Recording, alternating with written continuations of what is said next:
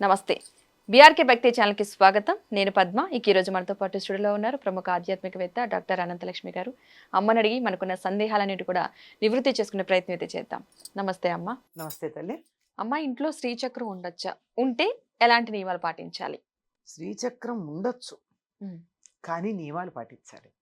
అది నియమాలు పాటించటానికి మాకు వీలు కాదు అన్నప్పుడు శ్రీచక్రం తెచ్చి పెట్టుకోకండి. ఎందుకు? ఏదైనా సరే శక్తివంతమైన దాన్ని పెట్టుకున్నప్పుడు ఆ శక్తిని తట్టుకోగలిగినటువంటి సామర్థ్యం ఉండాలి.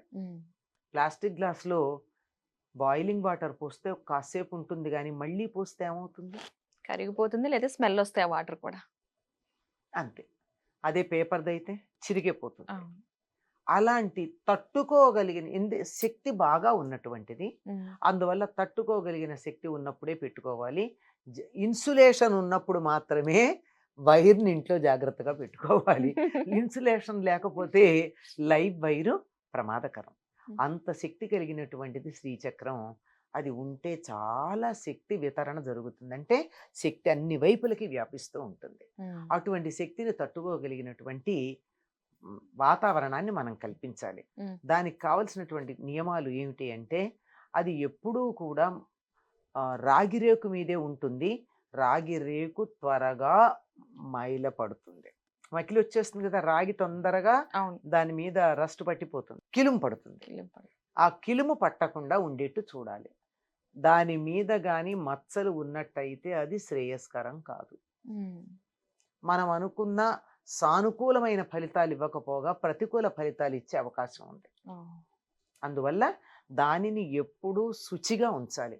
అస్సలు మకిలి పట్టకూడదు. కనీసం వారానికి ఒక్కసారైనా దానికి అభిషేకం చేయాలి, నిత్యం చేయకపోయినా. నిత్యం అభిషేకం చేయకపోయినా కనీసం ఈ మృగముద్రతో, అంటే ఈ 3 వేళ్లతో కుంకుమ తీసి దానికి వెయ్యాలి. కనీసం ఏమీ లేకపోతే 3 సార్లు శ్రీమాత్రే నమః అంటూ దానికి కుంకుమ వేయాలి.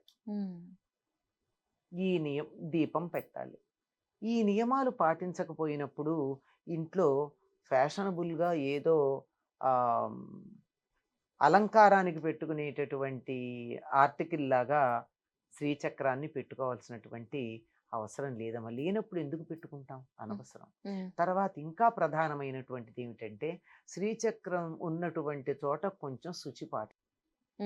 బయటికి అక్కడికి తిరిగి వచ్చినటువంటి బట్టలతో దేవుడి దగ్గరికి వెళ్ళడం కానీ, కొంచెం మైల మొదలైనటువంటివి తగలకుండాను జాగ్రత్త ఉండాలమ్మా. అంటూ మొదలైనవి పాటించాల్సినటువంటి అవసరం ఉంది. అవి ఉంటే ఈ శ్రీచక్రం పెట్టుకోండి, లేకపోతే అవసరం లేదు. తర్వాత కొత్తగా పెట్టుకుంటాము అనుకునే వాళ్ళకి నేను ఎప్పుడు ఒక్క సూచన చేస్తాను.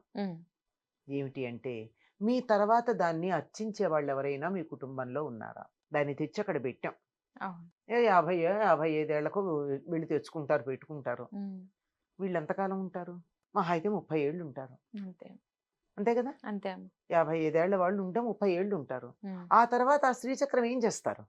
ఇంట్లో కూతురో, కోడలో, కొడుకో, అల్లుడో, మనమడో ఎవరో ఒకళ్ళు దాన్ని మేము పూజిస్తాము అనేటటువంటి కొనసాగింపు ఉన్న చోట పెట్టుకోవాలి. కానీ లేకపోతే ఇంతకుముందు మన ఇంట్లో లేకపోతే కొత్తగా తెచ్చి పెట్టుకోకండి. ఉంటే మాత్రం దాన్ని కొనసాగించండి. తర్వాత ఇంకొకళ్ళకి దాన్ని ఎలా అర్చించాలో చెప్పివ్వండి. దాన్ని అలా పారేయకూడదు. ఎంత ప్రాణశక్తి అమ్మా అది! చాలా శక్తి కలిగినటువంటిది.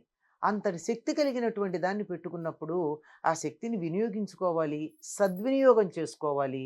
అది 10 మందికి ఉపయోగపడేటట్టు చేయాలి, దాన్ని పాడు చేయకూడదు. నిజంగా వెనక నెక్స్ట్ ఎవరు దాన్ని ఎలా చూసుకోగలరో చూసుకుని మరీ తెచ్చుకోవాలి. నిజంగా చాలా ఆలోచించాలి దాని గురించి. అయితే అదే కదా, ఇంట్లో చాలా మంది ఇళ్లల్లో పిల్లలందరూ అమెరికా వెళ్ళిపోతారమ్మా. ఈ ముసలాళ్ళు ఉంటారు, అడుగుతూ ఉంటారు, మా ఇంట్లో శ్రీచక్రం ఉందండి, మా అత్తగారు పూజ చేసిన విగ్రహాలు ఉన్నాయండి, మాకు దానికి మా తర్వాత దాన్ని ఎవరికి పూజ చేస్తారని అడుగుతూ ఉంటారు. ఏం చెప్తాం? ఇన్ కేస్ అలా ఉంటే ఏంటమ్మా సొల్యూషన్? దాన్ని ఎవరన్నా మేము చేస్తాము అని నమ్మకంగా చేసేటటువంటి వాళ్ళకి ఇవ్వచ్చు. ఇచ్చేటప్పుడు ఊరికే ఇవ్వకూడదండి. వాళ్ళకి ధూపదీప నైవేద్యాలు కొంత సొమ్ము ఇచ్చి ఇవ్వాలి, లేదా దేవాలయంలో మేము చేస్తాము అని ఒప్పుకున్నటువంటి దేవాలయంలో దానికి ధూపదీప నైవేద్యాలకి కొంత సొమ్ము ఇచ్చివ్వాలి, ఊరికే ఓహో. ఇవ్వకూడదు. ఓకే. ఇన్ కేస్ అలా విగ్రహాలు గాని శ్రీచక్రం గాని ఇంట్లో ఉండిపోయింది, ఇంక తర్వాత తరం లేదనుకుందాం, ఉమ్, ఇంక చేసేవాళ్ళు లేరు, చేసేవాళ్ళు. అదేమో వాళ్ళకి అర్థమైంది ఆ విషయం, ఉమ్.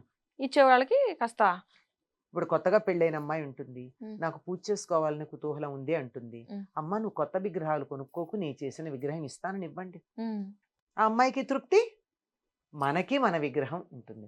అమ్మ నువ్వు తప్పకుండా చేస్తావా, ఉమ్, కొంచెం నియమాలు పాటిస్తావా, ఉమ్, ఉమ్, ఉమ్, రోజు దీపం పెడతావా, కొంచెం శుచి పాటిస్తావా, ఉమ్, ఎట్లా పడితే అట్లా దేవుడి దగ్గరికి వెళ్ళడం, ఆ బట్టలతో ఈ బట్టలతో ముట్టుకోవడం లాంటివి చేయకుండా చేస్తావా, ఉమ్, అయితే ఇస్తా, ఉమ్, తీసుకో. ఉమ్, నేను ఎన్నో సంవత్సరాలుగా పూజ చేసినటువంటి విగ్రహం గనక ఉమ్. దానికి శక్తి ఉంటుంది, తీసుకోమని ఇవ్వచ్చు.